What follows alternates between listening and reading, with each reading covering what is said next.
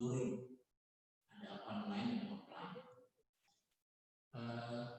Pada tema yang kali ini kita akan membahas persoalan-persoalan yang berhubungan dengan konten bersama dalam satu aktivitas atau satu kegiatan yang lebih banyak bahkan hampir keseluruhan digawangi oleh para komunitas.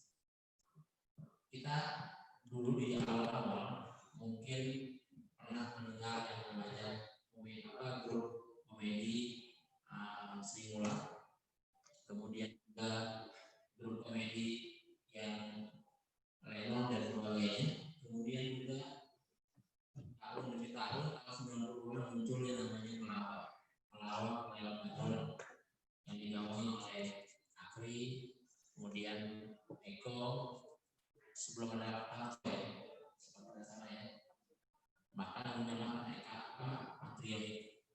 Nah, kemudian atau itu sudah ya Pak Akri dan juga Pak Eko. Kemudian juga berjalan terus waktu demi waktu muncul namanya audisi pelawak Indonesia Api di salah satu televisi swasta nasional. Dan kemudian ada gerakan baru di kalangan para milenial membuat mengemas satu tradisi komedi dengan stand up komedi.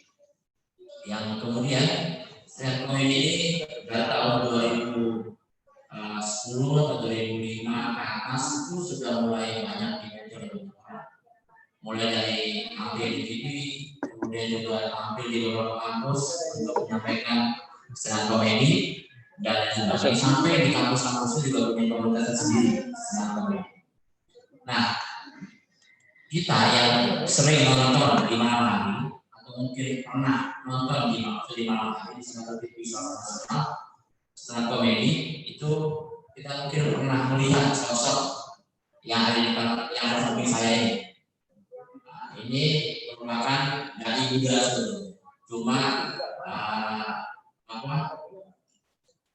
tengok kanan tengok kiri ke stand up komedi. Ya, beliau ini alumni pesantren di dalam di Gintung di Tangerang, Provinsi Banten. Kemudian juga saat ini aktif sebagai dai dan juga sebagai penceramah. Tapi sebelum itu juga ataupun juga beberapa waktu yang lalu beliau pernah menjadi stand up komedian di salah satu TV swasta nasional. Namanya Saudara Ambia Dalam atau Kang Ambia Dalam.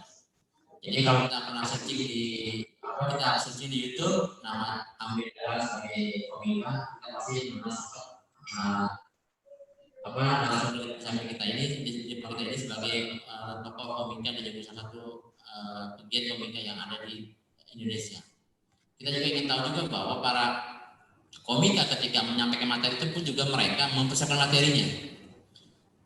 Saya meyakini bahwa materi yang disusun secara rapi itu dengan improvisasi yang sudah dipersiapkan, terus juga act out-nya itu saya suka sering nonton acara-acara itu sering sekali.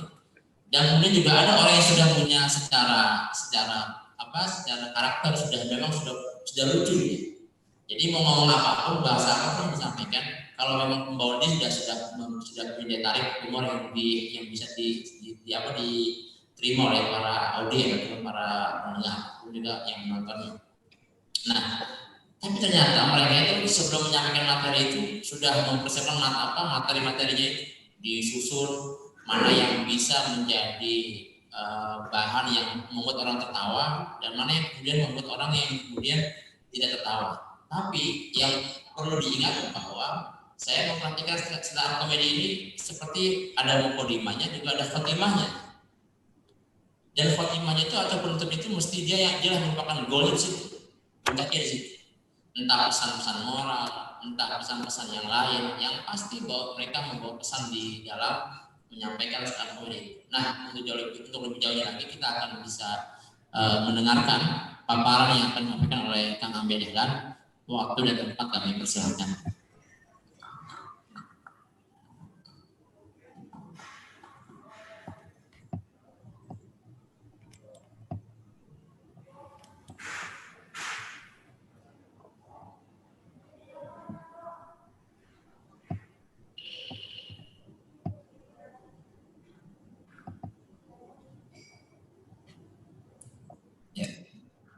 Bismillahirrahmanirrahim.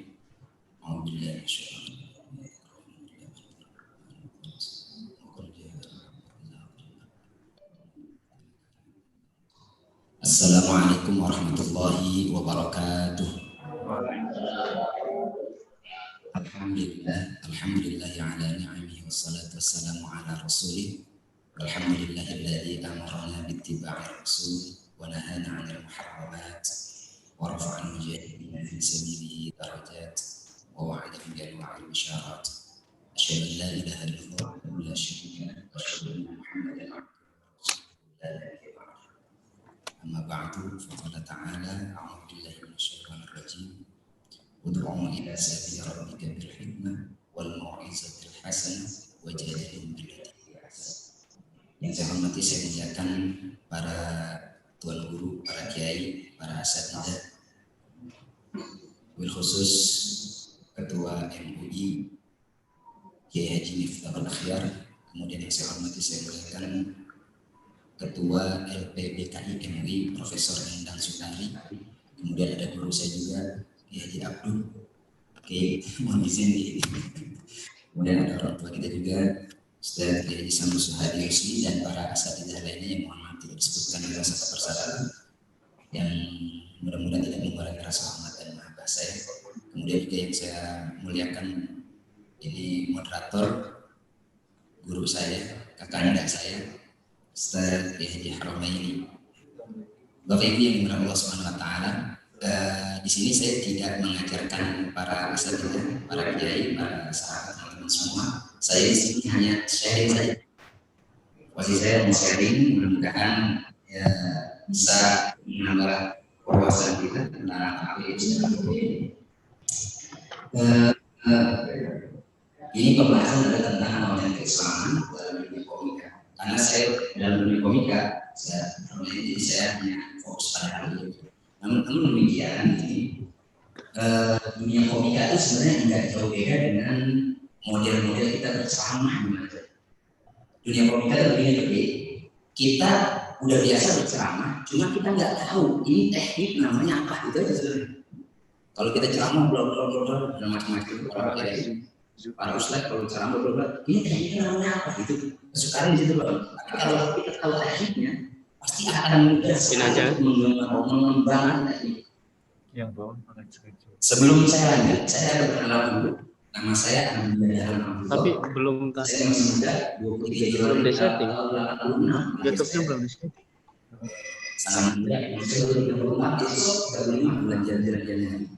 Pendidikan saya MTS dan Aliyah di Darul Kolam, Banten. S1 saya di Fakultas Syariah. Hukum di SPSI DTI. Organisasi saya juga anggota ini di Kecamatan Cimahi.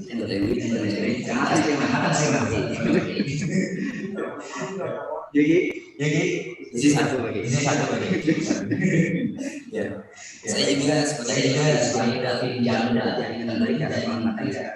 Jadi saya mengkoordinasi antara sampai dari antara pesantren dan itu kurang lebih itu harus di pesantren. Jadi saya mengkoordinasi antara pesantren dan ahli dan organisasi. Saya juga kepala desain dan di yayasan orang tua saya. Pengalaman saya pernah ikut dari awal mulanya saya bergabung di dunia entertainment. Itu saya ikut dari ATV tahun 2010. Dari dua orang pesertanya saya 6 besar. Yang juara satunya itu Ustaz Hari Nasution. Ada di atas saya Ustaz Aksik Herin kayak orang Pakistan itu. Saya 6 besarnya dari ATV. Tapi kemudian teman-teman itu berjalan di dunia dakwah. Lalu kemudian saya karena dakwah saya lebih ke arah humor atau komedi, akhirnya saya ditarik oleh salah satu produser di Metro TV awalnya. Namanya itu Mas Brilianto. Jadi produser di Metro TV, produser saya ditarik oleh beliau untuk pertama kali masuk dunia stand up comedy. Ketika itu acara Maulid Nabi. Jadi stand up comedy acara Maulid Nabi. Pengisi acara juga Kiai Muhammad Iman Wahab, sekarang anggota DPR RI dari PKB. Yang kedua Ustadz Antum dan yang ketiga saya. Nah semenjak itu karena saya belum paham bagaimana teknik stand up comedy, saya belajar banyak macam. Saya paham. Nanti insya Allah saya akan share, saya akan bagi kepada teman-teman semua para tadi di sini para sekalian, bagaimana sih tekniknya dan bagaimana apa saja itu yang ada dalam diri saya. Kemudian saya juga pernah isi puasa Ramadan di Metro TV. Kemudian saya pernah super stand up school di Kompas TV. Dan sekarang saya punya program khusus setiap hari jam 4 pagi sampai jam 6, 2 jam itu di radio Hot FM. Nama programnya bahasan subuh. Jadi itu ada kajian agama setiap hari Senin sampai Minggu jam 4 sampai jam 6, 2 jam di radio Hot FM 93,2 FM. Ini radionya punya Pak Erick Thohir. Kemudian saya juga bermain di YouTube. Jadi untuk mengeluarkan unek-unek saya, mengeluarkan imajinasi saya, mengeluarkan gagasan saya main di YouTube. Saya di Grab Indonesia. Jadi kalau di YouTube Grab Indonesia, bukan di Grab Indonesia, itu konten-konten keagamaan yang ada di Grab Indonesia, itu konten keagamaan yang saya tulis. Ya, saya bikin skenario-nya, saya bikin kontennya, kemudian nanti siapa saja yang bisa memerankan itu konten saya bikin semua. Kemudian ada juga YouTube channel YouTube ngaji nya dulu ngaji. Ini saya bikin sama teman juga stand komedian namanya Izzy Khalid. Saya berdua dengan dia karena saya sama dia itu siaran berdua setiap kali di radio. Jadi kita bikin konten ngaji. Ada yang ketiga ini konten pribadi saya namanya Ambil Jadul. Ini enggak jarang yang nonton Ambil Jadul karena sekarang radio jadi Ambil Jadul. Kemudian saya juga menulis materi atau konten untuk kegiatan keagamaan dan media sosial lainnya. Begitu banyak saya menulis konten untuk di media sosial. Biasanya pesanan. Dan alhamdulillah orang-orang yang nggak pernah masuk ke dunia itu, yang mereka tidak paham bahwa ketika kita jual konten terus skenario, jual konten itu harganya bisa mahal. Saya dulu ketika saya kuliah di UIN tahun 2004, 2005, 2006. Saya biasa menulis skenario untuk ngelabrak mungkin lewat panggilan. Karena paman saya adalah ketika itu manajer ngelabrak. Jadi dia bikin skenario-nya cukup 1 lembar. Jadi ngelabraknya cukup 1 lembar. Segmen pertama apa, segmen kedua apa, segmen ketiga apa, udah gitu aja. Segmen pertama atau akhir masuk menggoda segini, ada masuk bintang tamu begini. Nanti mainin dia semua. Itu kira-kira ya, imajinasi awak tuh sangat ini. Dia bisa dengan kita kasih apa saja satu benda, dia bisa mengeksplor itu lebih luas. Padahal saya cuma bikin skripnya 1 lembar, ini begini sama seperti OPJ itu skripnya cuma segmen 1 ini, segmen 2 ini, segmen ini. Mereka yang info. Wah, mereka bangun ini. Nanti ada tekniknya ini. Dan sekarang saya sedang membuat satu program TV di RTV namanya Berkah Sedekah. Sekarang lagi proses siaran, yang lagi proses syuting, ya, namanya Berkah Sedekah. Entah ini mungkin ditayang di pada Ramadan atau ditayang di YouTube-nya atau gimana, nggak tahu saya. Nah, jadi kita bikin Berkah Sedekah. Berkah Sedekah itu jadi kita kumpulkan para orang-orang kaya yang mereka kaya itu harus sedekah. Jadi saya bikin materinya bagaimana mereka membangun bisnisnya sampai awalnya masalahnya banyak. Jadi saya bikin di Berkah Sedekah di sana proses. Jadi ini dalam hidup saya sedikit saja, tidak banyak-banyak untuk menghemat waktu. Baik, kita masuk ke dunia stand up comedy. Apa itu stand up comedy? Stand up comedy itu satu orang yang bersambung melakukan monolog yang lucu dan memberikan pengamatan, pendapat atau pengalaman pribadi, mengutarakan keresahannya. Nah ini stand up comedy itu selalu keresahan yang diungkapkan. Jadi kalau kita tidak mengungkapkan keresahan itu nggak bakalan dapat feel-nya. Kalau orang nyanyi itu nyanyi gambus itu apa namanya? Nggak ada rasa, nggak ada feel. Nah, jadi situ mengutarakan keresahan, mengangkat kenyataan, memotret kehidupan sosial dan selanjutnya menyuguhkan kembali pada masyarakat yang menyenangkan. Dan komedi adalah joke telling. Nah dia nih, stand up comedy dengan joke telling tidak apa? Stand up comedy apa ya? Ada storytelling. Tidak hanya storytelling, stand up comedy berbeda. Maka Bang Radi itu ada jadi bilang ini stand up comedy bukan storytelling. Kalau storytelling itu dia sama seperti orang apa tuh yang anak kecil itu Banyak anak kecil dia dongeng. Nah itu sekali dari stand up comedy lebih dari itu. Stand up comedy itu orang mengira itu artinya berdiri tok. Padahal stand up comedy itu artinya bukan hanya berdiri tok, tapi mereka lebih dari mengutarakan pendapat dia, opini dia, gagasan dia yang ada dalam otaknya. Jadi stand up itu begitu stand up comedy. Sama seperti yang dibaca saja itu ada seperti contoh he stood up for what is right, seperti itu. Jadi dia mengutarakan apa yang dia ada dalam pikirannya. Itu stand up comedy. Bukan hanya sekedar berdiri di depan orang. Oke, saya langsung masuk ke istilahnya. Ini ada 3, Bapak Ibu, para asatidzah. Yang makanya ada ini istilah dalam stand comedy. Yang pertama set, misalnya. Set. Ada set, ada beat, ada setup, ada punchline. Dari stand comedy lengkap. Ini sistematika penulisannya. Jadi kalau kita menulis 4 ini harus ada. Apa 4 ini? Yang pertama set. Set itu apa sih? Set itu satuan pertunjukan stand-up yang biasanya terdiri dari beberapa beat. Misalnya semua beat yang kita punya digabungkan menjadi satu dengan rangkaian yang pas dan teratur, maka saya punya satu set berdurasi sekitar 30 menit. Ini namanya set. Set itu apa? Set itu kumpulan beat. Beatnya apa? Beat itu pointer. Beat itu pointer namanya stand-up. Jadi pertama kita membahas tentang banjir. Nanti ada bridging-nya dari banjir masuk ke mana? Pilkada. Dari pilkada masuk ke mana? Setelah pilkada masuk ke mana? Jadi kumpulan pointer namanya beat. Nah, dalam istilah kumpulan pointer namanya beat. Dan apa? Kumpulan beat namanya set. Ya, set. Jadi kalau saya punya kertas, saya ada contoh lain sebenarnya. Ini saya punya kertas misalnya.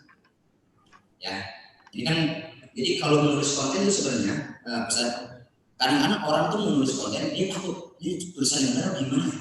Kadang-kadang dia takut tulisannya salah, takut metode tulisannya salah. Akhirnya mereka nggak nulis. Kalau saya yang ada otak tuh, saya tulis aja. Saya kalau lagi di jalan nih, nemu nih, wah kayaknya bagus nih buat bahan stand up. Langsung saya tulis di handphone. Ini nanti saya kembangin. Ya, biasanya ternyata begini kembangin ini katanya apa ya, oh begini, oh bridgingnya begini, oh bridgingnya begini, dari satu bit ke bit lain begini. Nah kalau ada satu kertas begini, ada pointer 1, 2, 3, 4, 5, 6, 7, 8, 9, sampai 10. Satu ini kumpulan bit ini namanya set. Nah ya pointer tadi itu namanya bit. Poin pertama kita membahas ini, poin kedua bahas ini. Nah, kemudian ada setup, ada punchline. Dalam beat satu beat, dia ada setup, ada punchline. Setup itu biasanya itu bagian dari premis yang kita bahas ini awalnya. Misal kita membahas setupnya biasanya contoh banjir. Contoh nih, setupnya banjir. Punchline-nya nanti saya kasih tahu. Setelah banjir gini misalnya. Kemarin di Jakarta banjir. Tuh banjir. Saking derasnya di tempat-tempat lain semua rumah terendam. Tapi di kampung saya banjir cuma semata kaki. Kampung saya banjir semata kaki, mati orang. Kok bisa mati orang banjir semata kaki? Palanya di bawah, kakinya di atas. Bisa begitu kan? Nah itu palanya di bawah, kakinya di atas itu punchline. Nah tadi yang di awal yang premisnya, nah itu namanya setup. Gabungan setup dan punchline itu namanya beat. Kumpulan beat namanya set. Jadi kalau ya teman-teman di sini kan para konten kreator semua nih. Karena ini kan konten-konten bagaimana cara menjadi konten yang baik, yang benar. Nah ini teori stand up comedy. Saya kasih contoh lagi. Di sini ada, saya sudah masukkan ini. Saya kasih contoh yang lain. Masukin di mana?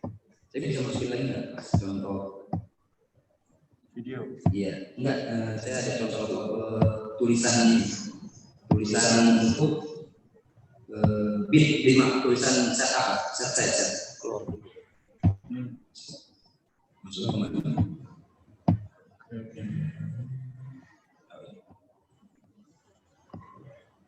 Gimana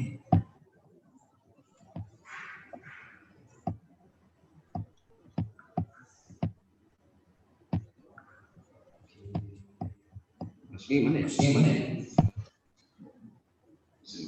Nah, ini saya kasih contoh untuk nah ini. Saya masukin. Sudah masuk ya? Nah. Oke. Ini contoh. Saya kalau nulis ini konsep materi setup komedi. Ambil ini saya. Dia pertama opening assalamualaikum. Ini bikin saya. Yang pertama bikinnya assalamualaikum. Yang kedua itu poin yang kedua, penerapan nama saya Bang Gandul. Saya panggilan dulu nama panggilan Bang Gandul karena orang Gandul. Nama asli saya Ambia, nama panjang saya yang diberikan oleh orang tua saya Ambia adalah Abdullah Firdausi ala wa aku ala nabil jahimi fahabi taubat wa firdunubi fa inna tawafiridan bil azim. Panjang kan? Nah itu panjang itu namanya punchline. Ya, jadi tadi setupnya yang nggak lucunya itu perkenalkan nama saya. Punchline itu pas saya nyebutkan nama panjang saya Ambia adalah Abdullah Firdausi ala wa aku ala nabil jahimi fahabi taubat. Ini kan siaran awas kan? Ya, saya gunakan itu. Tapi lihat dulu madunya, audiensnya dia paham nggak dengan itu? Makanya saya tuh biasanya kalau di Metro TV itu audiensnya anak budi yang agak paham. Tapi ketika dikasih audiensnya anak budi luhur, saya bingung, saya harus nyari materi lagi. Bagaimana caranya dia dapat nih? Bagaimana caranya yang saya sampaikan sampai ke dia nyambung. Kadang-kadang ini juga kita harus lihat juga. Apalagi kalau saya sampaikan biasanya syutingnya di beberapa mall, di Margo City atau di mana di FX Sudirman. Nah itu penontonnya bukan orang yang anak kecil mengerti agama banyak. Akhirnya saya harus mengubah setup saya dan punchline saya. Nah ini jadi kumpulan poin kan. Nah ini poin ketiga. Nah sebenarnya saya nggak bisa hadir di sini karena sekarang ada undangan untuk saya. Ceramah 30 menit dibayar 30 juta, dikali terus saya tolak. Kenapa saya tolak? Dikali terus. Siapa orang mau ceramah dikali terus? Aneh dong kita, nah gitu kan. Ya, jadi bahasa gitu. Terus ada lagi saya jadi ceramah, dia dibayar 40 juta saya tolak juga. Gimana? Suruh ceramah di lubang buaya, saya tolak juga. Ya kan bahasa gitu. Jadi ada setup, ada punchline. Nah, jadi setiap beat ada setup, ada punchline. Setiap beat ada setup, ada punchline. Ada lagi. Ini bukan beat. Karena dia nggak berisi setup, nggak berisi punchline. Dia biasanya langsung namanya one liner. Satu garis. Contoh, kita ketemu orang. Masker Firaun. Nah, misalnya. Itu one liner tuh. Tiba-tiba hujannya one liner tuh. Lah nggak pakai beat, nggak punchline. Biasanya orang kan gitu ya. Misalnya entah kata-kata yang lucu lah gitu misalnya. Nah itu one liner. Dia nggak membutuhkan beat, nggak membutuhkan setup, nggak membutuhkan punchline. Ini contoh dari konsep tadi setup. Ya set ini set ya. Kita balik lagi, dibalikin lagi. Kita kembali ke PowerPoint. Nah ini masih istilah dalam stand up comedy. Oke.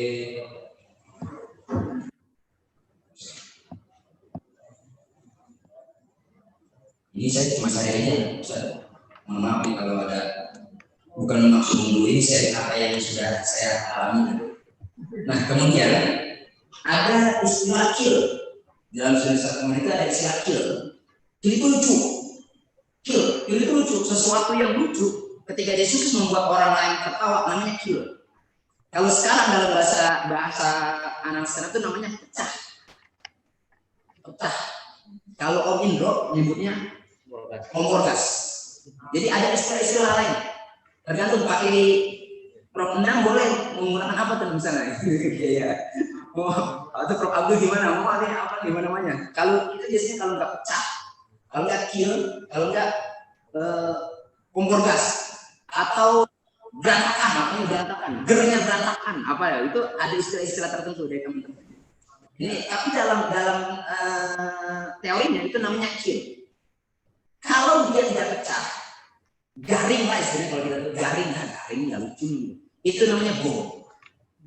Nah tapi berbeda karena konsep stand up comedy dengan tadi lawakan grup kayak Melaba, kayak apa namanya Bagito, dulu ada Cagur. Justru yang lucu itu namanya ngebom. Yang lucu itu ngebom, beda istilah tuh. Wah, gila tuh dia tuh tadi ngebom banget, lucu banget.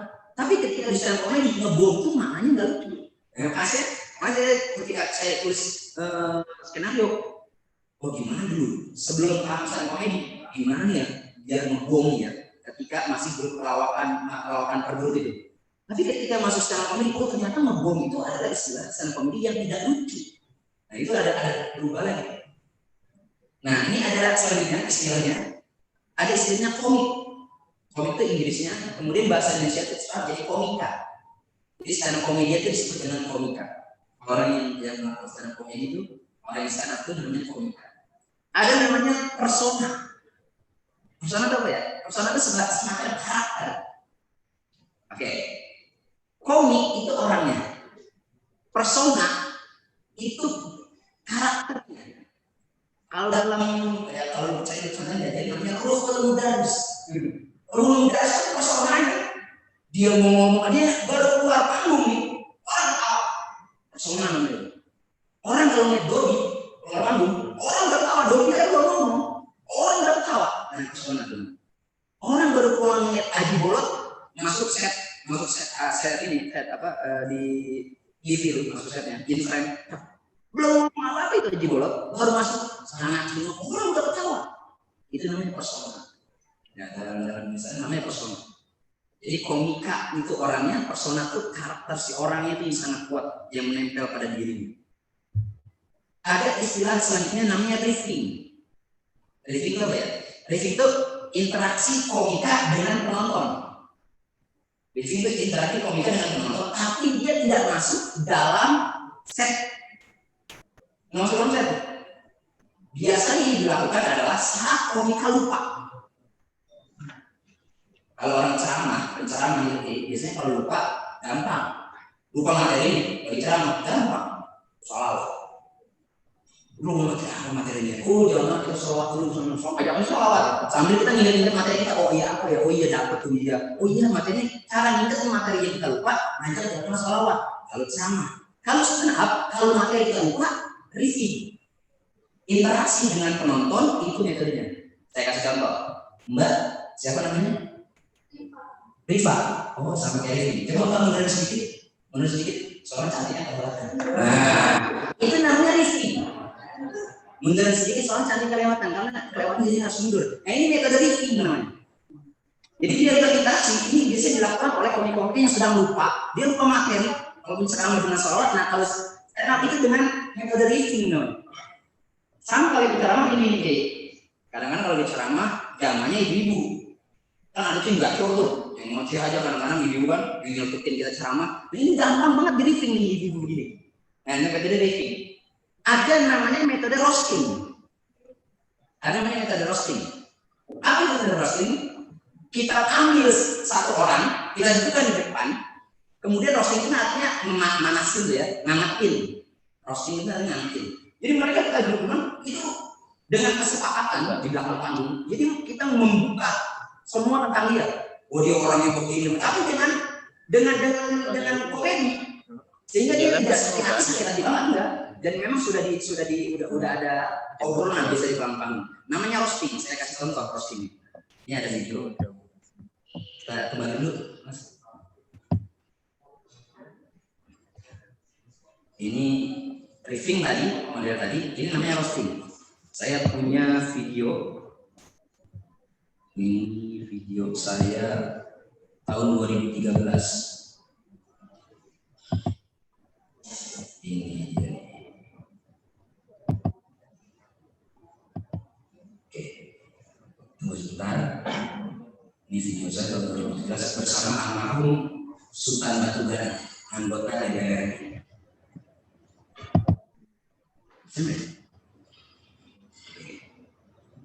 28 Mei 2013. Udah masuk belum? Di sini udah masuk. Videonya. Hah? Suara bisa diangkat nggak? Kalau videonya bisa. Live videonya. Oh, bentar, bentar. Gimana?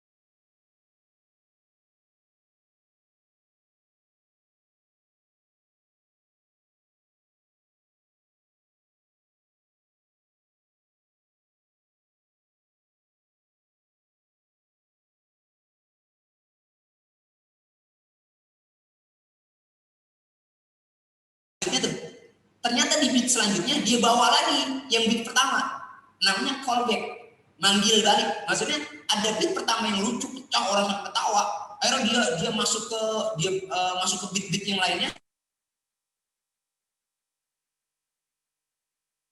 callback. Nah itu susah. Jadi harus orang-orang tertentu yang dia benar-benar menulis dengan matang, itu dia bisa callback. Jadi kalau ada dalam satu stand up, kalau ada metode callback ini, yakin penontonnya pada diri. Tepuk tangan semua. Kenapa? Karena paling sulit itu nyari callback. Sulit banget. Jadi kalau ada stand up comedy, dia callback materi yang awal dibawain lagi di akhirnya. Penontonnya semua diri. Standing ovation. Cakep materinya. Jadi callbacknya agak susah. Ada juga istilah namanya LPM, loud per minute. Ketawa dengan dihitung per menitnya dia berapa kali ketawanya orang. Biasanya dalam dunia stand up tuh untuk perlombaan yang dilombakan itu, ya di Kompas, ya di Indosiar, Suca, itu mereka menghitung per menitnya berapa kali orang tertawa. Itu penilaian penting. Ada orang yang memang sulit dapat per menit. Per menit itu minimal, itu 4 tuh udah cakep banget. 4 itu cakep banget. Udah cakep tuh 4. Jangan 4, 2 menit aja untuk ngajak orang tertawa sulit banget. Nah, maka dari itu ada istilah namanya open mic. Jadi open mic itu sebelum komika dia menyampaikan materinya, pada saat dia hari H-nya lah gitu ya. Hari H-nya pada saat in frame di TV, dia mengadakan momen dulu namanya open mic. Open mic itu dia ngasah materi dia, kira-kira dapat nggak nih? Kira-kira pecah nggak nih? Gimana tuh ngasahnya? Di depan orang-orang aja, dikumpulin orang-orang atau di kafe-kafe, dia ngasah, namanya open mic. Dulu ada di Metro TV, nama programnya Open Mic. Jadi Metro TV dulu seminggu tuh ada 4 episode, 3 atau 4 episode dalam seminggu. Ada Battle of Comic, ada Open Mic, ada stand up comedy. Kalau Battle of Comic itu antara 2 komika, kayak saya tuh sama Pasukan Batu Gana tuh Battle of Comic. Nah itu metodenya roasting. Saya di roasting dia di roasting saya. Jadi metodenya Battle of Comic. Nah ada juga Open Mic. Open mic itu orang-orang baru yang baru muncul, yang baru pengen masuk di dunia stand up, dia nyoba dulu tuh materinya, diuji, namanya open mic. Jadi ada LPM, kemudian ada delivery. Delivery itu penyampaian. Bahasa kita namanya torikoh.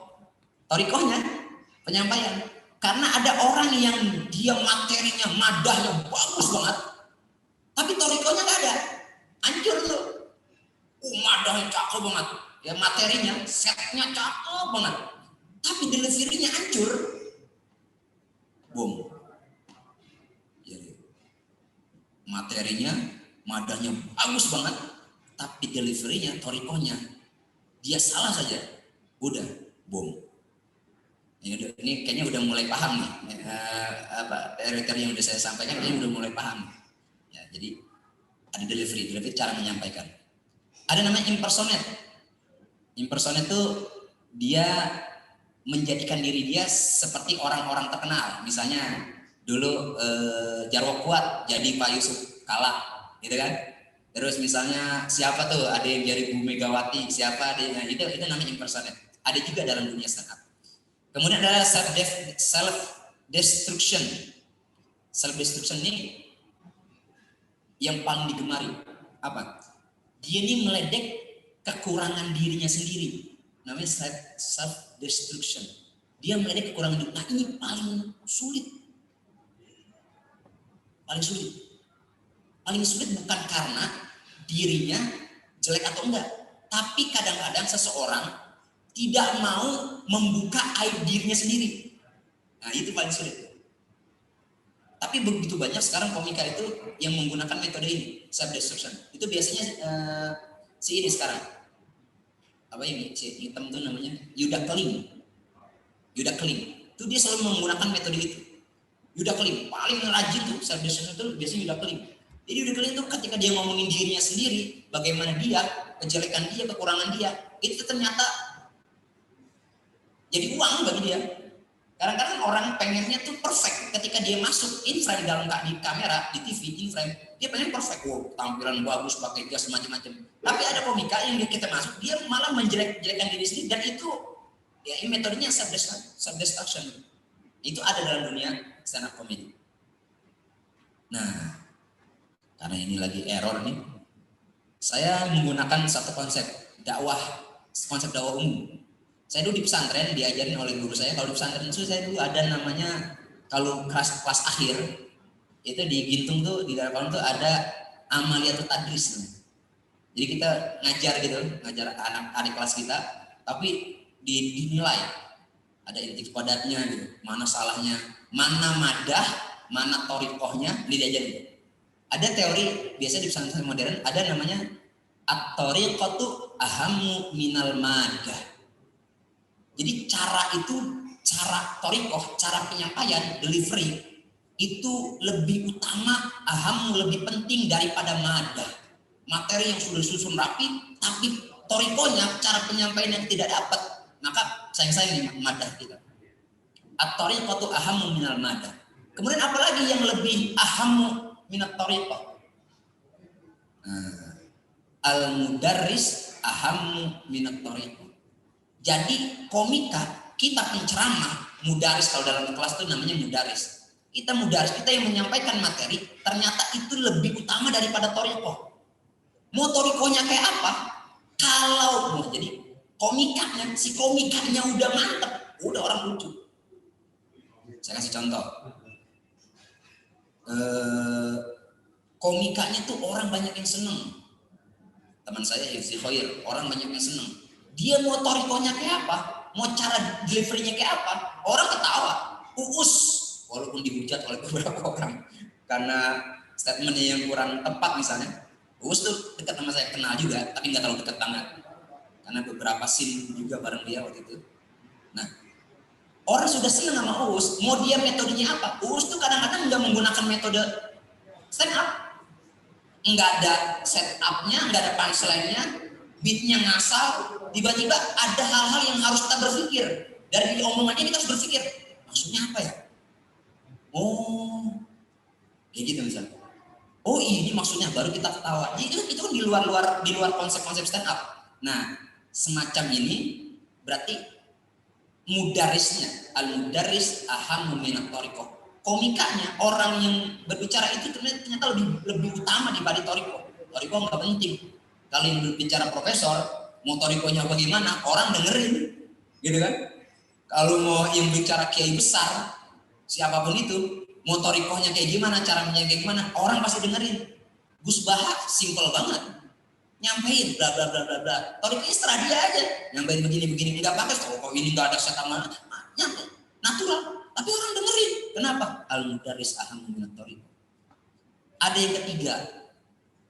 Apalagi yang lebih utama dari mudaris, ruhul mudaris ahammu minal mudaris binafsi, minal mudaris binafsi. Ruh, ternyata ruh, feel, dhauq, rasa. Makanya dalam stand up ada namanya persona. Nah, persona itu namanya ruhul mudaris. Tadi saya sampaikan, Haji Bolot tanpa dia ngomong, baru keluar in frame, masuk kamera in frame, deng. Nah, ada maling, kata Haji Bolot, lele, ngapa? Monyong-monyong dari mana? Monyong-monyong, ngomong-ngomong, cuma kayak gitu doang. Bayangin, ini namanya rohnya, itu punya rasanya, ini namanya, kalau dalam dunia stand up itu namanya apa namanya tadi, persona. Persona itu susah. Ada orang dia harus mendapatkan personanya, dia harus mati-matian gimana nih persona saya belum dapat. Jadi kalau kita masuk kompetisi, Pak, para asatidzah, kita nyari persona tuh sulit. Saya ikut Dai Muda Antv. Saya pertama kali ikut Dai Muda Antv tahun 2010. Saat semua orang ikut audisi menggunakan nada UJ semua. UJ atau nada KJ Unjet. Assalamualaikum. Saya nggak masuk ke persona, karena itu punya orang. Saya nggak bisa mengimpersonat orang-orang itu. Kan itu karakter orang lain. Apa yang saya lakukan? Ketika audisi, saya pakai celana pangsi, Pak. Pakai celana pangsi, pakai baju pangsi, pakai sarung saya selampangin di sini. Pakai peci, saya bawa golok. Kata orang gila mau berantem apa mau ceramah ini? Saya harus bangun persona saya sampai segitunya, Pak. Oh, berarti nadanya, logatnya Betawi, materinya Betawi, materinya begini, oh ada ini, saya masuk. Untuk apa? Mendapat persona saya. Saat yang lain harus ini, saya audisi. Kamu dari mana? Jakarta, Depok, saya Gandul, Cinere, saya bilang. Pak, saya mau ngomong apa ya Pak? Yang lain boleh dia disuruh acting. Saya nggak jadi disuruh acting, saya kayak bisa acting. Saya ngomong gitu. Loh, ini udah acting tadi. Ini udah acting. Kata ini udah acting, bagus. Udah lulus saya. Yang lain itu nyari persona sangat sulit. Karena dia impersonate, dia gunakan punya orang. Ada yang mereka gunakan nadanya Uji, ada yang menggunakan model Zainuddin MZ, ada yang udah macam-macam. Sekarang begitu kan? Ternyata kita jadi diri kita sendiri, namanya Ruhul Mudaris. Itu persona kita sendiri, itu yang paling mahal. Saat orang lain nggak punya, kita yang punya kita cuma itu. Ada yang dari Bandung juga menggunakan ketika pidato itu ceramah gayanya Agim. Betul tidak? Itu punya Agim, jangan diambil. Nah ini Ruhul Mudaris, ahamu minal mudaris binafsi. Ternyata jadi diri sendiri itu yang terpenting ternyata. Jadi Thariqah ahamu minal madah, al-mudaris ahamu minat Thariqah, Ruhul Mudaris ahamu minat Thariqah binafsi. Jadi itu. Nah kita masuk lagi, mohon maaf ini ada kunci-kunci yang harus disiapkan. Ada 3. Ini belum bisa masuk. Belum bisa ya? Tanya. Nih saya belum bisa masuk.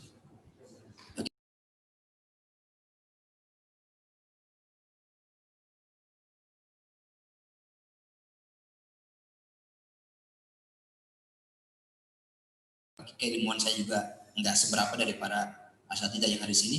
Yang pertama nih, ini saya sharing saja. Saya itu selalu menguatkan motivasi saya. Motivasi saya selalu saya kuatkan. Yang pertama motivasi itu diantara menguatkan motivasi memiliki Ruhul Mudaris. Saya ngerasa tuh ketika di depan orang, udahlah orang mau ngomong apa, yang penting tugas saya sekarang mengajar, yang penting tugas saya sekarang menyampaikan sesuatu, yang penting orang dapat apa yang saya sampaikan. Kuatkan motivasi. Yang kedua, menyampaikan dengan hati. Jadi makanya saya bingung kalau ada orang disuruh datang selalu nanya, emang hari ini bisa nggak ngisi begini? Ya tergantung waktunya, kan begitu. Ada orang begitu kan? Kalau ada waktunya ya boleh, kalau nggak ada waktunya saya nggak bisa. Kan begini rata-rata. Tangan begini. Saya kalau ada waktunya saya siap gitu. Kalau nggak ada waktunya saya nggak bisa. Nah, ini gimana nih? Time is money, ya kan? Time is money. Waktu adalah uang. Jadi begini dia, ngomongin time, ngomongin ini katanya. Nah, bagaimana menyampaikan dengan hati kalau yang dicari itu? Jadi makanya saya selalu menguatkan motivasi saya.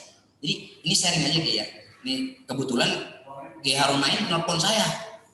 Ini ada, waduh saya bilang saya belum bisa ini pakai ini, saya ditembak ini loh mana di depan kayak MUI. Saya nggak punya kompetensi untuk bicara ini. Udah kata beliau, kagak ada lagi nih suruh si Zawin. Zawin itu adik kelas saya, cuma beda pesantren. Satu kiai beda pesantren. Saya di Darul Kalam, dia di Latansa.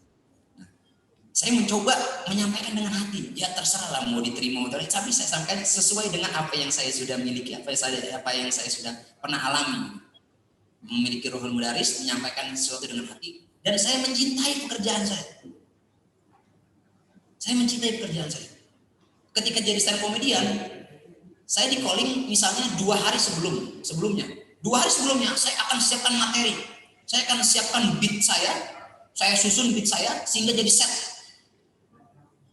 Jadi entah gimana ya, kalau di Metro di Kompas itu sebelum kita in frame, kita masuk bikin stand up, itu kita wajib mengirim materi.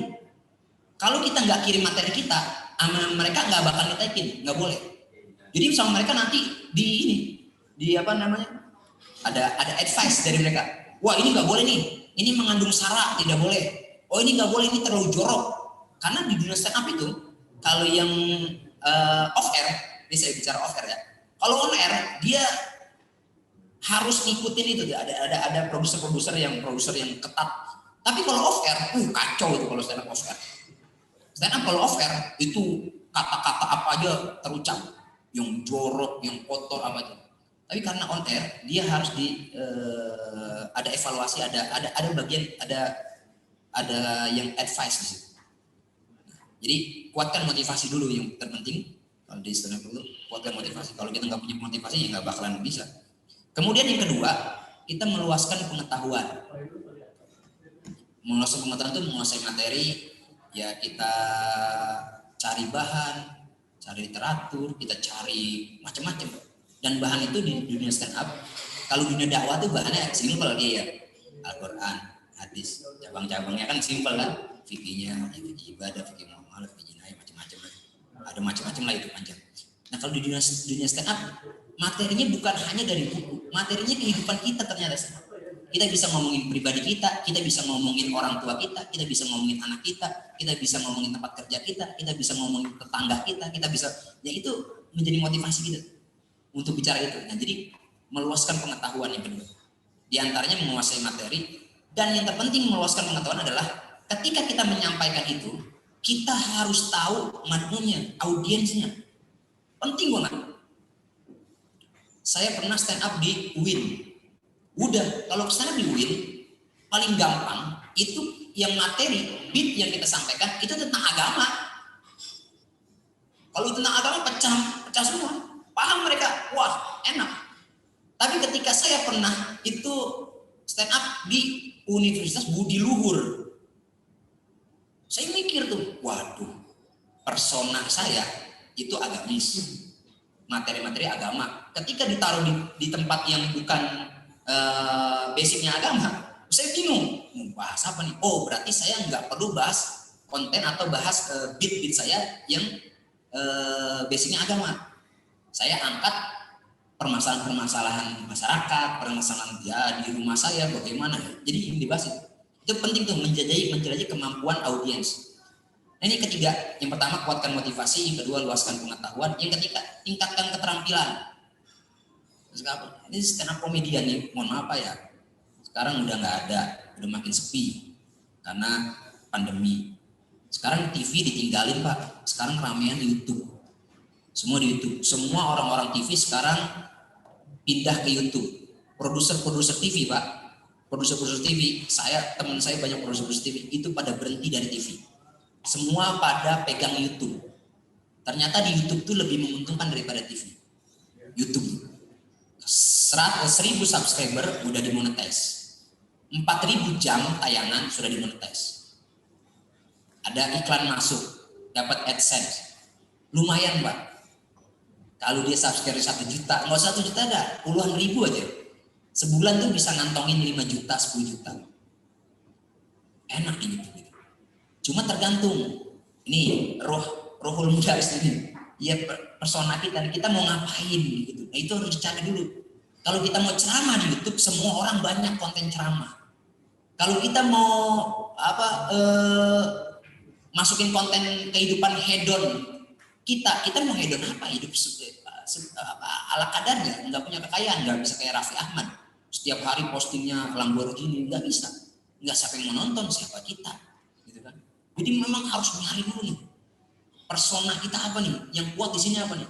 Nah, saya tuh kemarin keliling, saya punya channel ngaji namanya di YouTube.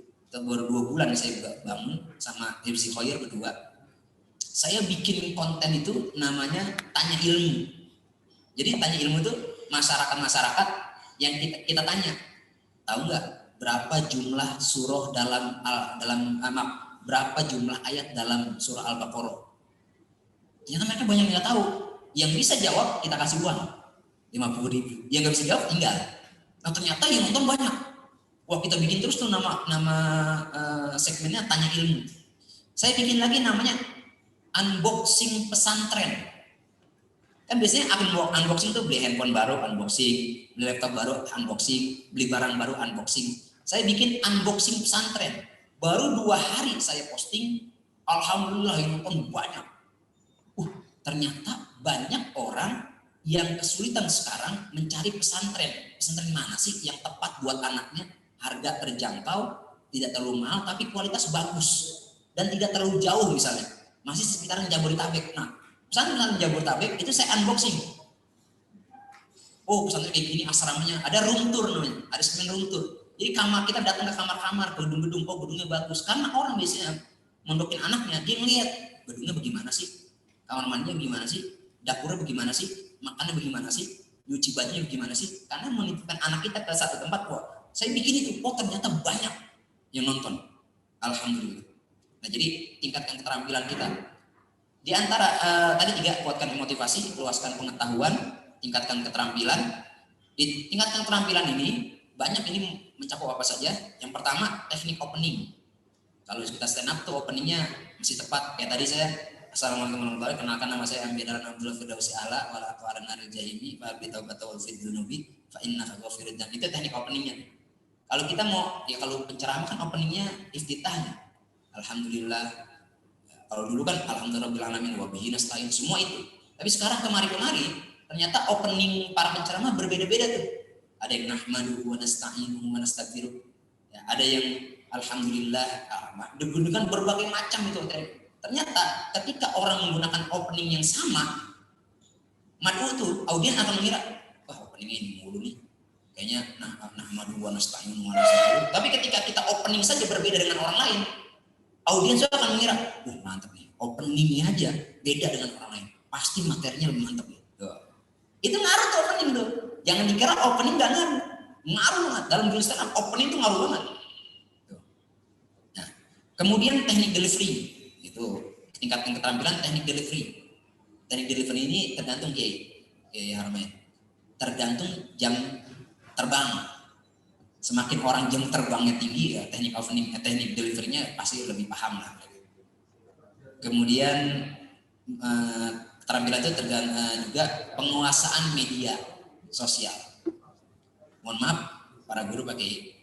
Saya rasa di sini banyak yang bermain YouTube, banyak banget yang bermain YouTube. Tapi pertanyaannya, apakah berkembang atau tidak? Jadi kita nggak bisa single factor. Di YouTube tuh nggak bisa single factor. Kita bikin sendiri, kita ngedit sendiri. Walaupun ngedit video tuh gampang banget. Saya kalau ngedit video, tanya nih kalau lagi ada kegiatan lain dia ya, saya cuma pakai ya Abdu ya. Saya cuma pakai handphone doang, pakai handphone doang, seberapa menit jadi. Saya pakai aplikasi yang paling mudah, aplikasi InShoot. Ada kalau pakai aplikasi InShoot, biasanya ada watermarknya. Video kita ada watermarknya, misalnya KineMaster, InShoot, gampang cara ngilangin watermarknya. Dan saya nggak beli yang premium, yang murah, yang nggak pakai bayar, download langsung, dia akan hilang watermarknya. Dengan cara apa? Kita nonton iklannya. Jadi ketika kita burning, kita simpan, kita tonton iklannya aja, diemin aja, taruh handphonenya.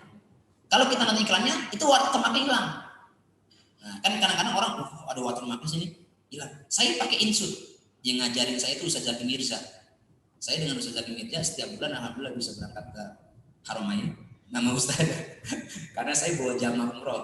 Tiap tahun juga bawa jamaah haji plus di Aliago Travel di Bekasi. Arroyan Anubar bersama Ustaz Zaki Mirza. Diajarin sama beliau cara bikin video simpel banget, gampang banget.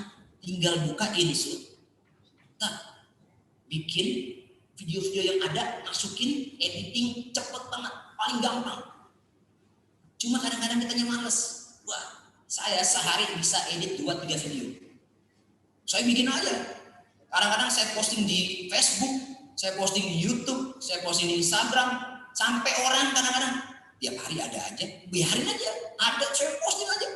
Yang penting manfaat, mau ditonton nggak ditonton urusan lain. Yang penting saya posting aja. Wa laisa lil insani illa ma sa'a wa anna sa'yahu sawfa yura. Wah, usaha aja urusan saya. Urusan bentar Allah aja yang datengin. Saya setiap umroh tuh pasti ada 10 video saya posting. Setiap hari tuh bisa posting 1 video. Karena 10 hari, 9 sampai 10 hari. Setiap hari ada video yang posting setiap umroh. Saya ngiranya capek-capek amat begini. Ternyata dari postingan itu semakin banyak jamaah yang daftar ke saya. Oh, bisa umroh dia aja tuh. Umrohnya. Padahal nggak ada niat saya buat narik orang biar ikut umroh, enggak. Saya main video aja. Saya videoin, saya posting, saya video. Hal-hal yang kadang-kadang sepele. Ada orang saya videoin. Udah. Orang mancing saya videoin. Mancing tuh kayak gini. Lihat cara mancing tuh, lihat. Ini yang dapatnya banyak, nih pasti dia ada metodenya. Dia lihat sebelum berangkat mancing, dia lihat cara istrinya tidur. Kalau istrinya tidur celentang ke kiri, rebah ke kiri, dia ngelempar jorannya pasti pakai tangan kiri, makanya dapat banyak. Sebelum berangkat mancing, istrinya belok ke kanan, dia ngelempar joran pakai tangan kanan, makanya dapat banyak. Wah, ini lebih banyak lagi nih. Pasti istrinya waktu tidurnya tengkurap, dia berangkat mancing, istrinya jadi tengkurap. Maka dia ngelempar joran pasti lewat belakang. Swing. Nah, wah ini nih. Ini nggak datang mancing nih. Pasti bininya waktu tidur celentang. Jadi dia nggak berangkat mancing. Bininya dipancing. Nah itu kan metode-metode kalah sepele kan. Kayak gitu-gitu tuh. Nah, saya videoin aja. Ternyata banyak di situ. Udah pokoknya bikin aja. Nah, penguasaan media tuh penting. Jangan sampai kita menjadi penulis. Abang ipar saya tuh penulis handal. Jadi Mas Safaat abang ipar saya. Mas Safaat yang di Kemenaga. Dia tuh nulis banyak banget. Rajin banget. Cuma dia audio visualnya nggak ada.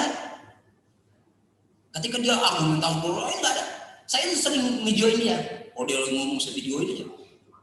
Saya simpen, saya kasih dia. Posting sama dia. Jadi ada orang yang kuat bikin konten, tapi dia lemah di audiovisual.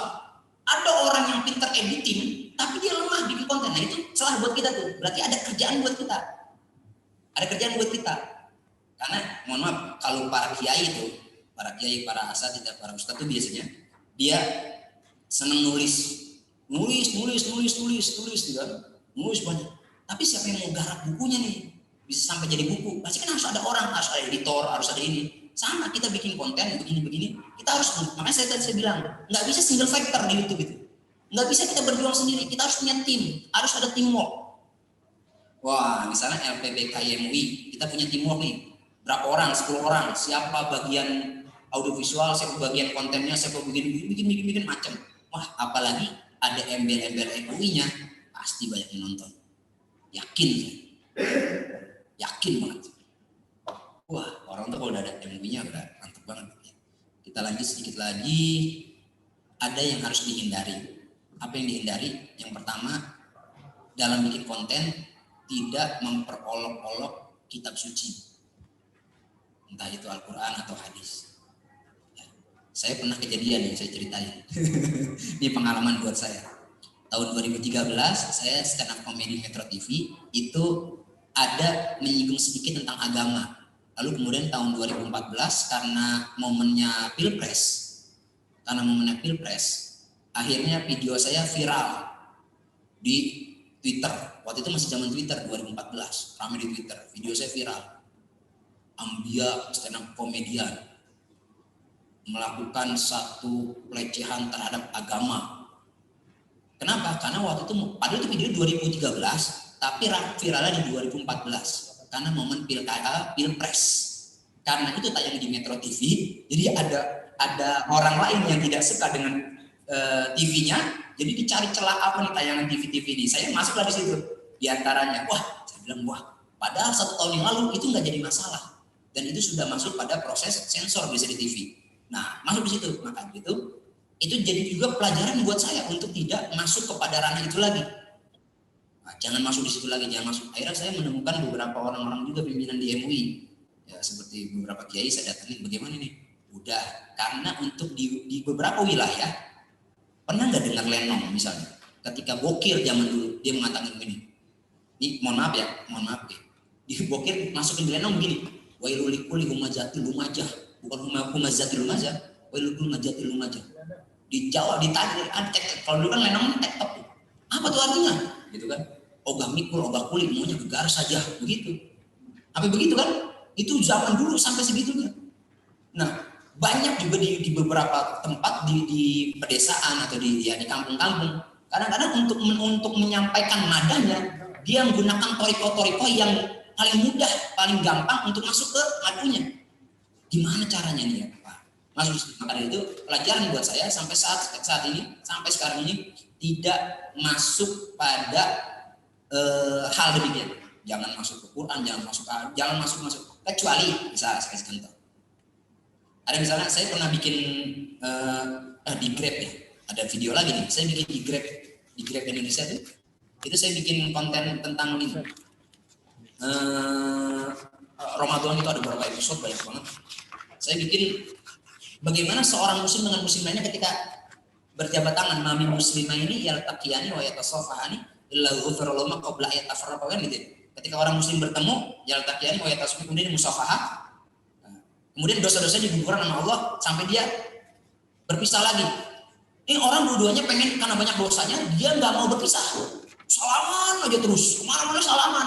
Kenapa? Karena dia pengen digugurkan dosa-dosanya. Itu saya masukkan dalam materi konten di YouTube saya. Saya masukin gitu. Nah itu nggak ada masalah. Kalau seandainya ada memperolok-olok nas misalnya, ya nas Al-Quran atau yang lainnya atau matan hadis, ini agak rentan di sini. Yang kedua yang wajib dihindari, jangan sampai bertentangan dengan nilai Pancasila. Jangan macam-macam.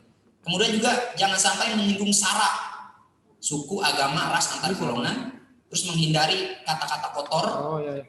Yang porno juga itu mesti dihindari tuh. Karena kemarin ada tuh ramai itu orang kotor, jorok. Kemudian yang berisi kekerasan itu ditinggalkan juga dalam konten keislaman. Kemudian yang berisi ujaran kebencian itu juga ditinggalkan. Nah ini nggak bisa masuk ya. Terakhir. Ini riset dari We Are Social tahun 2020 akhir tahun ini. Risetnya adalah 10 media sosial yang paling sering digunakan di Indonesia.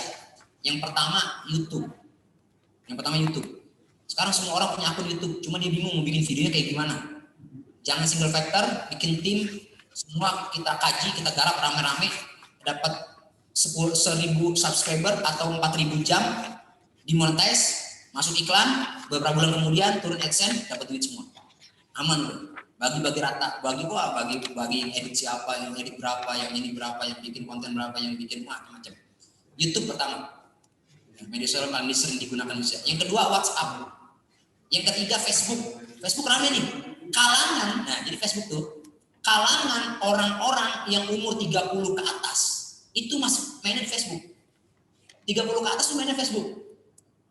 Ibu-ibu yang sudah beranak 2, 3, 4, ibu-ibu senam, ibu-ibu pengajian itu mainan Facebook, ibu-ibu sosialita mainan di Facebook. Dia nggak main Instagram, rata-rata di Facebook. Ada yang keempat Instagram, YouTube, WhatsApp, Facebook, Instagram. Yang kelima Twitter anak muda rata-rata, orang tua yang nggak main di Twitter. Yang keenam Line, yang ketujuh FB Messenger, Facebook Messenger. Yang kedelapan LinkedIn. Itu biasa itu hanya beberapa anak, itu biasanya anak Jaksel yang ngomongnya agak Inggris gitu. Gimana itu? Which is gitu. Kemudian Pinterest udah mulai ditinggalkan sekarang. Ada WeChat juga yang produk Cina, itu WeChat bagus juga. Tapi ini sekarang lebih ramai lagi, yang sekarang mulai ramai nih. Namanya Telegram. Telegram mulai ramai nih. Iya, Telegram tuh lagi ramai. Ramai banget tuh sekarang. Telegram tuh lebih ramai. Wah, saya bilang Telegram. Ternyata orang tuh banyak yang belum paham Telegram. Ketika dia masuk, wah nikmat di Telegram. Dia bisa lebih mudah lagi. Ada juga namanya jam. Kalau metodenya itu kan sekarang ada yang Zoom, ada yang macam-macam. Ada Jamboarding. Ada Jamboarding. Jadi dia punya Google. Jadi dia ngajarin kayak orang nulis di papan tulis. Jamboarding. Jadi kayak nulis papan tulis tapi detail. Jadi kalau dosen-dosen itu ketika dia mengajar dia pakai Jamboarding, kan model baru. Itu nggak boleh ketinggalan. Nah, ini 10 media yang paling populer di Indonesia. Ada 5 media sosial yang paling populer di dunia sekarang di dunia. Ya, biasanya dari dunia tuh masuknya nanti ke Indonesia. Yang pertama paling populer di dunia, TikTok paling populer di dunia. Sampai Amerika kebingungan mereka, Donald Trump dia kampanye nggak ada yang datang. Karena anak muda udah nikmat dengan TikToknya. Makanya TikTok dimarahin habis sama Donald Trump. TikTok ternyata yang paling populer. Sekarang kita nontonnya apa sih? TikTok. Cuma TikTok yang bisa dipindahin ke YouTube. Kalau nggak punya akun TikTok, biasanya dia nonton TikToknya tuh udah di YouTube, udah jadi konten YouTube, udah jadi konten di Facebook. TikTok. Ternyata TikTok tuh bisa kita jadikan bahan dakwah kita. Yang ramai kemarin ini. Ibu-ibu, kalau minta tuh sama Allah jangan sama suami, kata Bang Haji Akri nih. Kalau minta sama Allah jangan sama suami, tapi mintanya di kuping suami. Ya Allah, kuping suami ngocehnya. Itu TikTok berapa menit tapi viral, rame TikTok. Daripada TikTok diisi yang nggak jelas, lagu-lagu yang apa tuh, gitu-gitu doang. Anak-anak muda sekarang TikTok. Kalau bapak-bapak sih jarang lah, anak-anak muda TikTok semua. Ya, cuma viral TikTok. Yang kedua di dunia itu Facebook, yang ketiga Instagram, yang keempat Snapchat, yang kelima tuh baru apa sih nyebutnya, like apa like itu lagi lebih ramai juga tuh. Ada Indonesia punya produk Indonesia namanya snack apa, video snack ya, snack video itu baru tuh, snack video ramai juga tuh. Cuma dia biasanya lagu-lagu atau potongan-potongan suara-suara voice over. Saya juga ngisi juga di voice over beberapa radio voice over, saya ngisi juga. Jadi kemarin tuh 2 tahun tuh ada agenda di JCC, di Jirah Fest, tapi saya ngisi cuma voice over doang. Jadi mari sama-sama kita tampilkan, inilah dia. Jadi suara saya voice over doang. Ternyata voice over doang, cuma gitu doang, cuma baca teksnya. Jadi penceramah. Mari sama-sama kita dengarkan penceramah selanjutnya Ustadz ini. Jadi sih cuma di belakang panggung. Pulang dapat juga ternyata. Oleh suara itu doang. Ternyata semua kalau kita kreatif jadi buat kita. Tapi jangan single factor. Ayo bikin teamwork, insya Allah kita bisa. Nah itu yang saya sampaikan, para kiai, para asatidzah, para ustadzat. Mohon maaf jika ada kekurangan kesalahan. Kiai Harmain, mohon maaf juga kalau ada kekurangan kesalahan. Terima kasih. Wassalamualaikum warahmatullahi wabarakatuh. Waalaikumsalam warahmatullahi wabarakatuh. Ikhlas untuk teman-teman. Alhamdulillah 1,5 jam kita mendengarkan paparan dari yang disampaikan oleh Kang Amir Dahlan. Tadi soal menyampaikan platform digital dan juga platform medsos yang kita bisa gunakan untuk kita bisa pakai dalam rangka mengeksplorasi diri kita sendiri, dan juga kita bisa kemudian meraup keuntungan dari baik dari segi finansial maupun hal-hal yang lain. Namun juga tetap bahwa Kang Amir Dahlan tadi menyebutkan bahwa dunia komika itu ya hampir mirip dengan namanya dunia ceramah atau tabligh. Dan biasanya yang anak pondok itu biasanya saya mondok itu jadi suka ada forum kecil-kecilan setelah rapi ngaji, rapi makan, rapi sholat berjamaah, kita kumpul di kamar, terkadang suka ada yang membuka omongan dan itu lucu. Dan itu kita bisa pungut dan kita bisa bawa pulang. Dan kita sampaikan sama orang-orang yang belum pernah mendengar itu. Dan itu pun jadi lucu juga bagi orang lain. Dan kemudian juga stand up comedy itu juga saling beda dengan joke telling dan juga storytelling. Serta unsur-unsurnya tadi ada set, beat, set up, punchline. Saya kalau melihat acara TV itu ketika ada acara stand up comedy, ketika dewan juri bilang bahwa ini punchline-nya, saya apa itu punchline? Bagi saya menikmati apa yang disampaikan. Lucu, menarik, dan sebagainya. Tapi istilah-istilah tadi soal beatnya, set up-nya, setnya, serta kemudian roasting harus sedikit paham, ngebully orang. Karena memang dilihat disampaikan ilustrasinya. Tapi kalau soal-soal istilah tadi definisinya apa, saya butuh persis. Nah, kemudian juga tadi pemateri menyampaikan ya masih, dan saya kan masih akan terus ada sosok santrinya. Jadi punten itu biasanya kalau santri suka ngomong agak sungkan. Punten ya maaf ya, itu biasanya santrinya tidak jelas. Ya Kang Amir Dahlan ini kita suka melihat di televisi dan sekarang sudah aktif bahkan jadi pembimbing haji dan umroh ya. Jadi kalau Kang Dahlan, Kang Ambia pengen mengunjungi Haromen nggak usah jauh-jauh, ada di samping sekarang. Mungkin ada yang ditanyakan dari para peserta untuk menyampaikan apa yang ingin disampaikan. Nanti akan segera dijawab, dan juga yang di online juga nanti bila ada yang bertanya bisa disampaikan kepada kami, pada narasumber untuk ditanyakan. Ada yang ingin bertanya? Ya, silakan Kang Hamim. Nah ini dari seni budaya, Kang Hamim ya. Komisi Seni Budaya Islam yang nanti berganti jadi lembaga ya.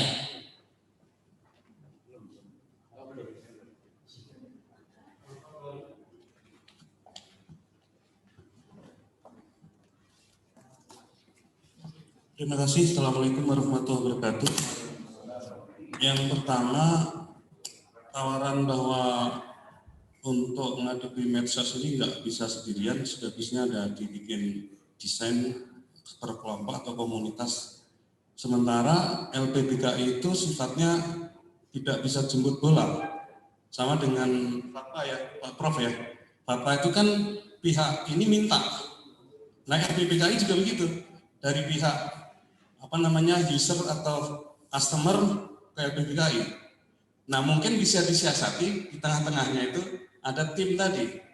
Mungkin satu, termasuk tadi narasumber sebelumnya juga itu mengharapkan, termasuk tadi Pak Haji Soedi, kalau bisa pasca ini ada semacam ad hoc atau apa gitu, meskipun LPBKI tetap, jadi ada lintas komisi atau ada lintas profesi, termasuk kalau tadi ada penerbit, terus ada ini termasuk entertain, mungkin termasuk orang-orang yang bergerak di bidang dunia entertain, termasuk sebenarnya ya ini karena mendesak ya kondisinya, supaya kita juga bisa mendatangkan teman-teman yang aktif di dunia hijrah atau hijabers dan sebagainya yang memang lagi tren.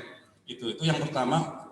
Yang kedua, dalam konteks medsos ini saya melihat, nanti minta tolong teman-teman juga termasuk narasumber, pandemi ini kan ada hikmahnya ya, karena work at home, bahkan Gubernur Jawa Barat itu menyampaikan ke depan trennya itu malah justru orang ke kampung. Satu karena situasi organik memungkinkan orang back to village. Satu, yang kedua dia bisa mendapatkan hasil kota tapi hidup di desa. Yang ketiga ada kenyamanan dan kondisi dunia yang kayak gini, ketahanan pangan, ketahanan itu termasuk ketahanan budaya. Itu mungkin bisa menjadikan refleksi ke depan. Karena perubahan-perubahan itu memungkinkan semua kota juga mengalami perubahan, termasuk saya nggak tahu ya apa Indonesia Jakarta ini juga masih layak untuk jadi hunian, termasuk untuk itu. Terus yang ketiga mungkin medsos ini juga bisa dijadikan ada kriteria medsos yang sudah bagus kita dorong. Kalau pemula akan didorong itu berat. Maksud saya ada mentoring, terus nanti yang hebat mengajarkan yang kurang, yang menengah di bawah, sehingga nanti ada kontinuitas dan ada regenerasi. Sehingga ke depan banyak entertain atau artis-artis itu setelah mereka terkenal banget itu terlupa data. Akhirnya main bisnis belum pengalaman, terus mengalami kerugian dan sebagainya. Mungkin termasuk bagi dai atau mubalik juga mengalami gitu. Harus ada backup. Ya jangan ketika sudah hebat, apakah itu teman-teman yang main di YouTube itu setelah mendapatkan duit banyak terus ya kalau bahasa kita street roads lah ya. Kayak itu harus diantisipasi gitu. Saya kira terima kasih. Assalamualaikum warahmatullahi wabarakatuh.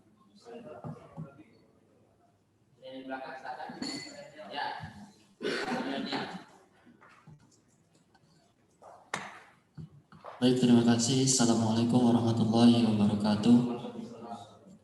Nama saya Muhammad Mirza, saya perwakilan dari Pesantren Tekno Konten.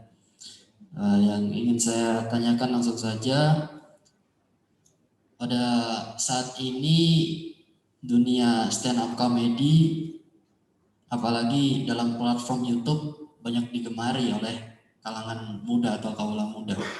Tapi yang menjadi sorotan adalah justru yang paling digemari dan paling disenangi adalah stand up komedi yang berbau dark jokes, humor gelap.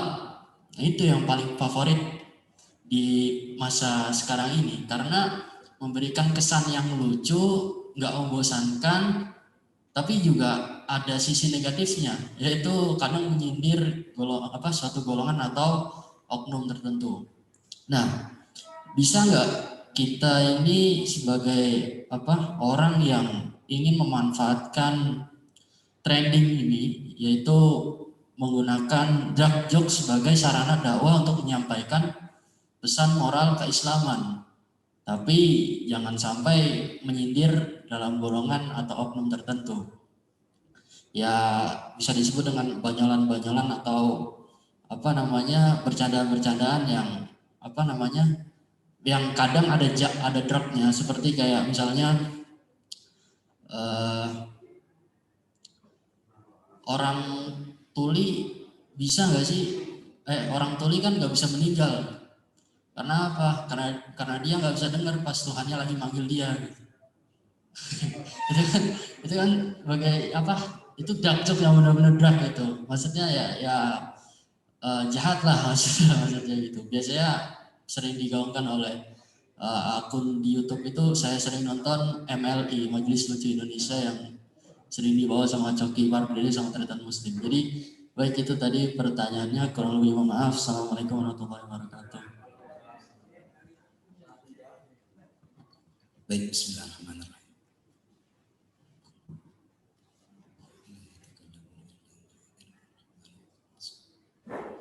Dari Bapak Ustaz Haji Hamim, ya, iya. Insyaallah ini yang pertama masalah teamwork ya. Jadi teamwork itu penting. Saya dulu pernah, ini pengalaman saya, kalau memang nanti di LPBK MUI ini kan sifatnya volunteer. Jadi kalau ada masuk konten naskah atau buku konten keislaman baru kan diurus. Kemudian apakah perlu, jadi memang kalau ada teamwork, tim khusus untuk memvideokan itu, misalnya ada nih dari mulai datang siapa nih, dari siapa, bukunya apa, kemudian nanti hasilnya kayak gimana. Di Kementerian Agama tuh kemarin saya bikin yang waktu Pak Sekum LPBK MUI jadi pembicara juga di Margo. Ya, saya itu videoin. Jadi saya videoin itu dari mulai perdebatan awal sampai akhir itu saya videokan, dan saya edit semua pakai handphone saya. Enggak pakai handphone saya, semua masuk semua ke Abdu, semua dari situ masuk di sana, dan saya sampaikan di situ. Saya edit di situ dalam nggak sampai beberapa jam itu jadi. Langsung saya kasih ke panitianya, ini videonya. Cepet banget. Iya, karena sesimpel itu sebenarnya, editing video itu simple. Yang bikin ribet tuh kitanya. Kenapa? Karena kita selalu membandingkan dengan video orang lain.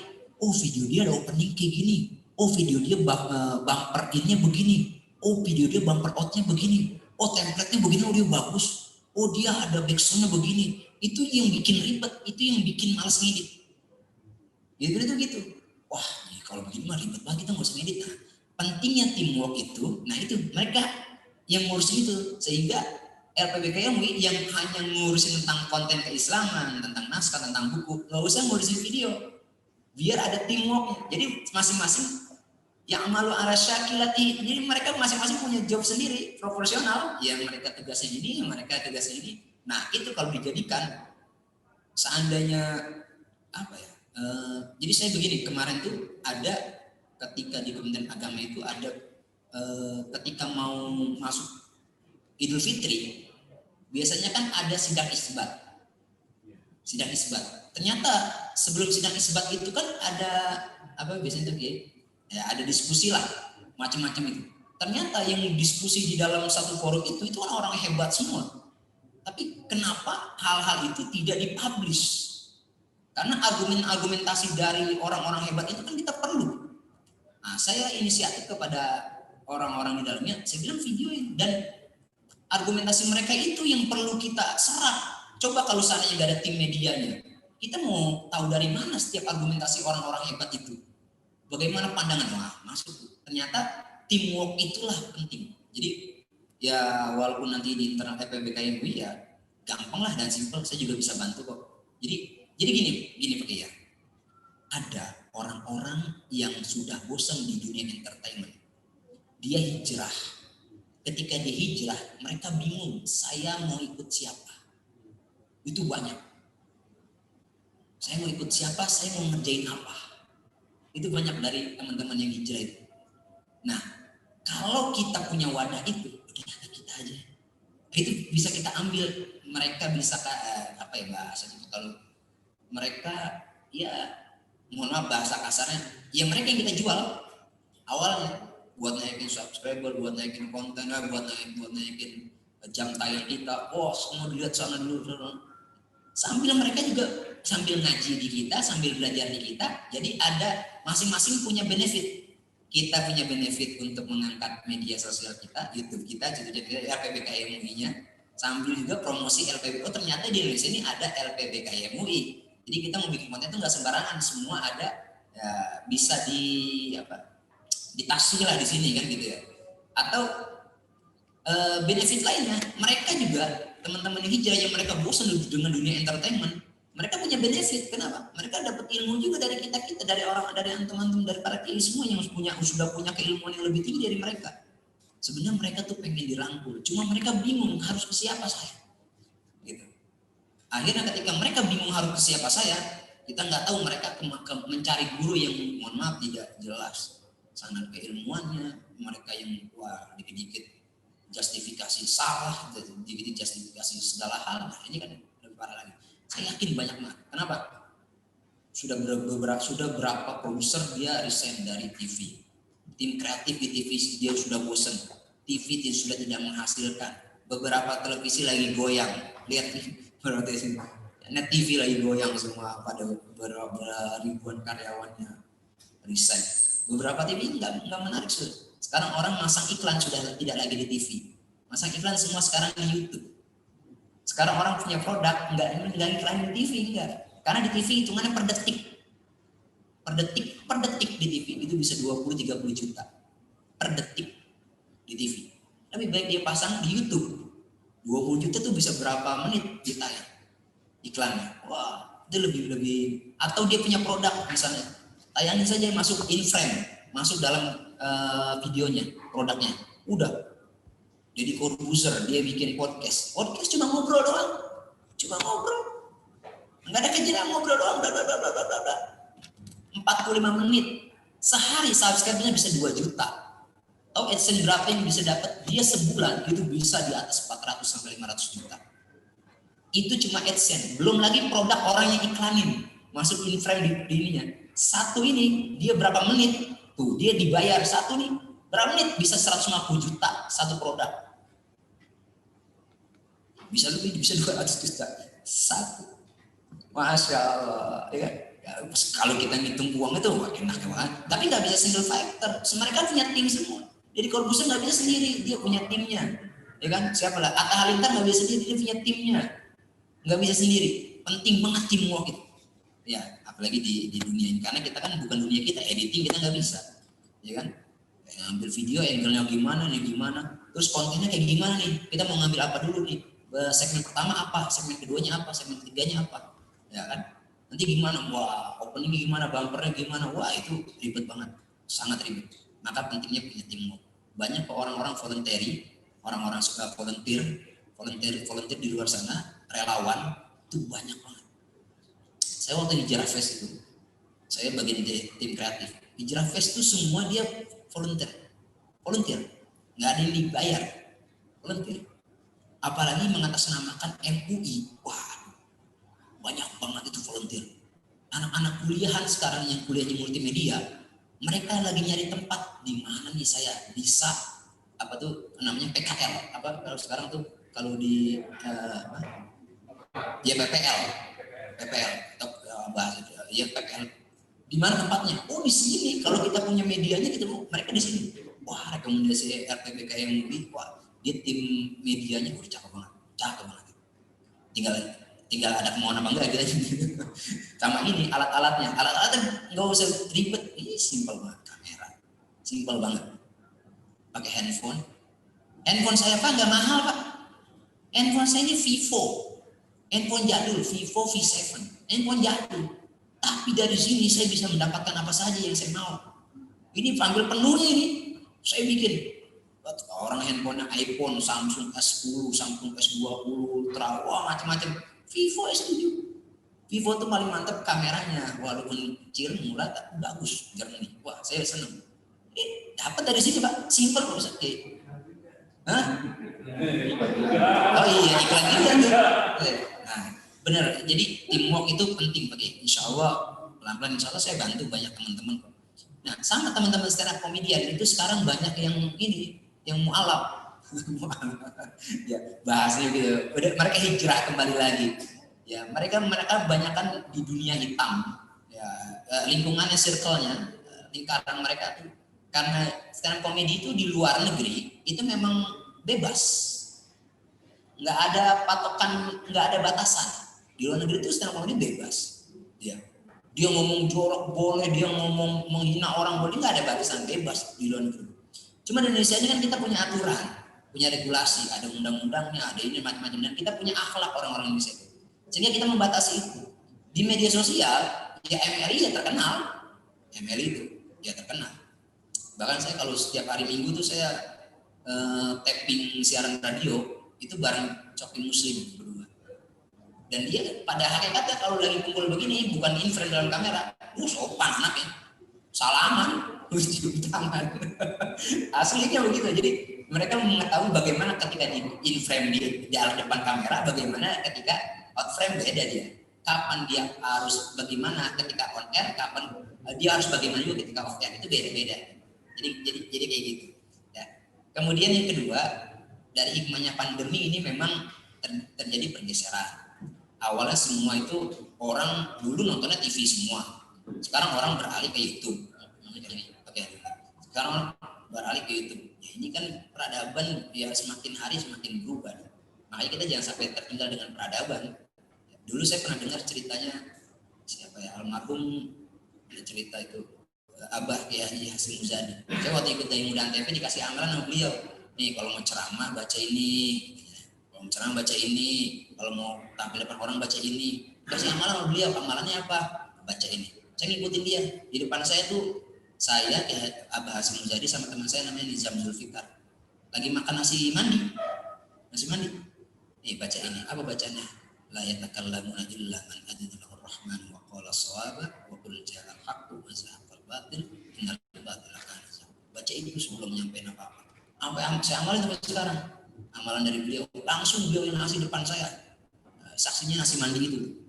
Wah, sampai sekarang saya amalkan. Jadi kata beliau, terjadi pergeseran. Dulu orang toilet sumur dengan rumah itu berpisah zaman dulu. Rumah di sini, sumur di belakang. Semakin berkembangnya zaman, akhirnya sumur nempel sama rumah, walaupun masih di belakang. Semakin berkembangnya peradaban, semakin berkembang zaman, akhirnya sumur kamar mandi masuk ke dalam rumah. Sekarang kamar mandi di dalam kamar. Besok orang kata dia, besok tidurnya di dalam kamar mandi. Saking berkembangnya gitu.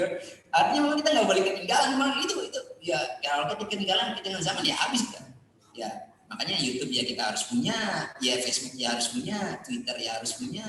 Kalau kita ketinggalan ya udah ketinggalan. Mungkin bagi orang-orang yang sudah sepuh ya tidak masuk dalam itu, tapi paling tidak ketinggalan zaman. Informasi semua lewat media sosial sekarang. Kemudian kriteria medsos yang bagus bagaimana? Ya kriteria medsos yang bagus ya.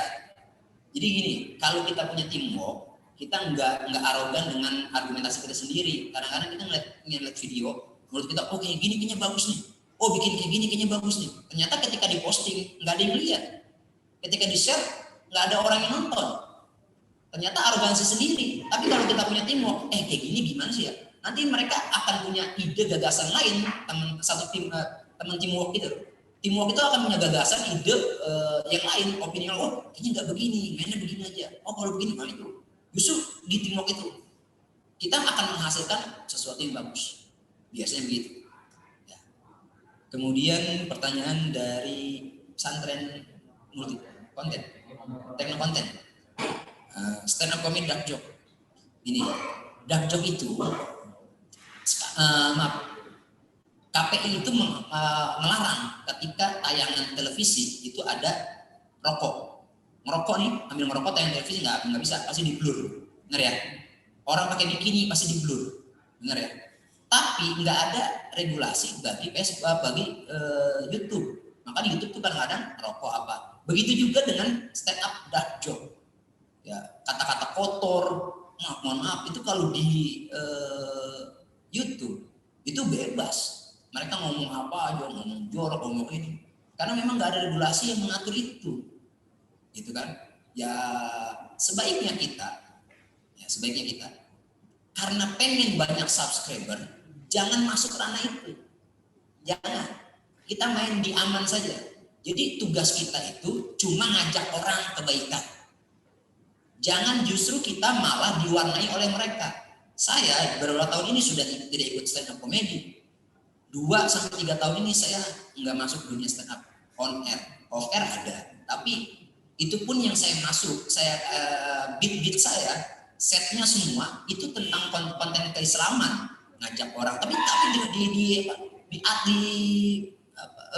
diatur dengan gimana caranya ini dapat nih, pecah gitu. Jangan masuk pada dark joke.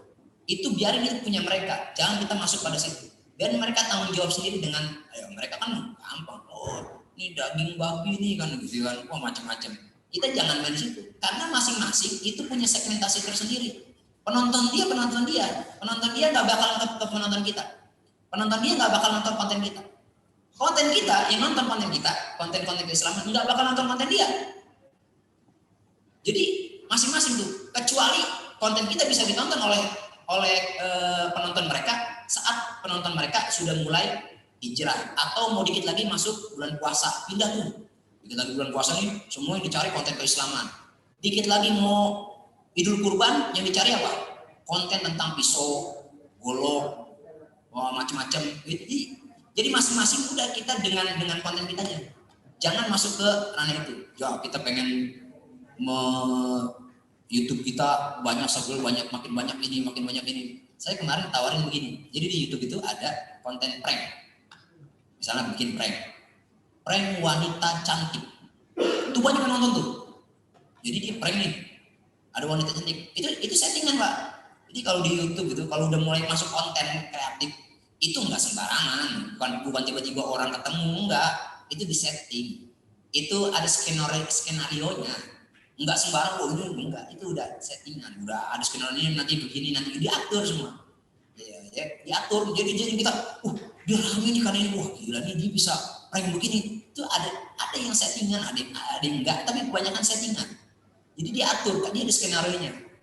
Nah, dia masuk di situ. Kita jangan ngambil segmentasi itu, kita cari yang lain agar kita kreatif. Kalau kita ngikut-ngikut aja, sampai kapan pun kita nggak kreatif, karena kita akan jadi pengikut terus.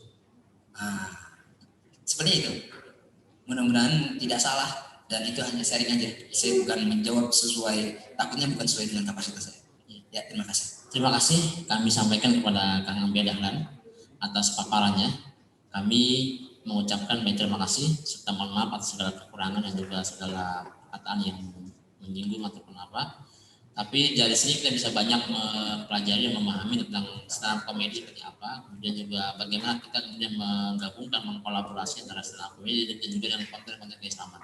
Serta kita juga perlu juga mengeksplorasi tentang bakat kita, kualitas kita, dan juga kita bisa memilih dan juga bisa membentuk satu tim untuk membuat sebuah akun YouTube yang lebih berkualitas dan banyak penontonnya.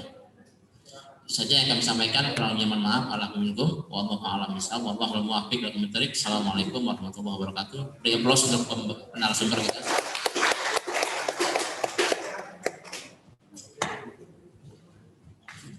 Diaturkan terima kasih. Selanjutnya penyerahan cindera mata kepada narasumber yang akan diserahkan oleh Bapak Arif Fahrudin.